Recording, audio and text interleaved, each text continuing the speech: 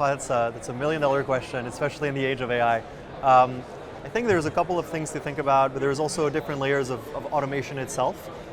So first, I think in general, you should automate systematic outcomes and potential verdicts, but not relationships. So I think it's good to separate the two. The moment a decision is going to change, especially if it's for the worse, how a guest, an owner, or a team member feels about you or your brand, I think that it's really important to have a human in the loop, whether it's to verify that what's being automated is correct, or whether it's to actually have a human conversation. You certainly don't want to automate the situation when an owner says, I'm pulling my property off. I think that's where somebody needs to call.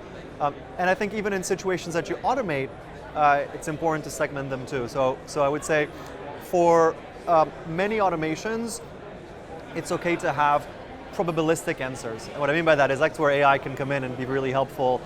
A guest asks a particular question, it's going to answer them in a way that's going to please this particular guest, which won't be the same answer provided to another one. But in order to get deterministic outcomes, which are crucial in an operations world where you want consistent processes to happen when other things happen, you need to be careful at how your automation works. And leaning on AI for that can be helpful, but it can't be the end all be all, because ultimately it's a bit like using a sledgehammer to also hit a nail. Like you're going to want one of two outcomes, and you're using a super intelligence to get there, and it's usually unnecessary. So I think it's good to think about not only what should you automate and what shouldn't you automate, but also how you automate things in your operations. I think the biggest operational bottleneck is your own company's institutional and human knowledge. So everyone at the company usually knows something, whether it's your housekeeper, your maintenance team member, your revenue manager, and that knowledge can live at different places, whether that's software, in which if there are diligent team members that are tech savvy, will most likely document a lot of what they know. But a lot of things are still going to slip through the cracks.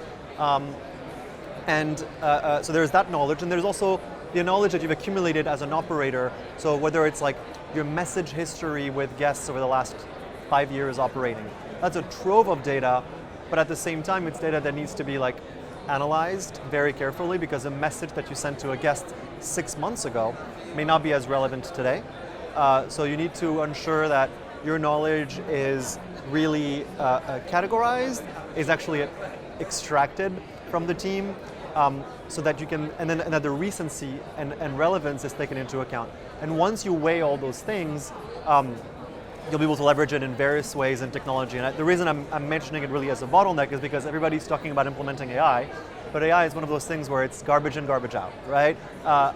If the input is a trove of unstructured data that doesn't have human input, that is brought from different sources, you're not going to get the results necessarily that you want in terms of the actual output. So I think that's going to be a bottleneck that people need to think about now in order to be able to grow their technology strategy over the next few years. 12 months is such a long time, and especially in the world we live in, right, where things are truly changing day by day. One thing that I can tell you is we no longer have a 12-month roadmap. We have a 3 to 5 year vision where we have extremely ambitious places where we want to take the company. But otherwise, we try and work in 1 to 3 months increment, because we know that if we don't, we're going to likely be stale in 3 weeks. And our ideas from 3 weeks ago will be stale in 3 weeks. So one thing I'm the most excited about is helping operators verify and optimize their work in the physical world. There's a lot of technology out there that helps you be a better operator online, whether it's being more optimized on OTAs, on your own direct booking engine, being more bookable. There's a lot of things on helping guests get the answers that they need. And we're seeing some interesting technology around homeowners as well and managing those relationships better. But I feel like the team members that are always left a little bit behind and are given sometimes a strict minimum to do their job are the most crucial ones. They're your teams on the ground.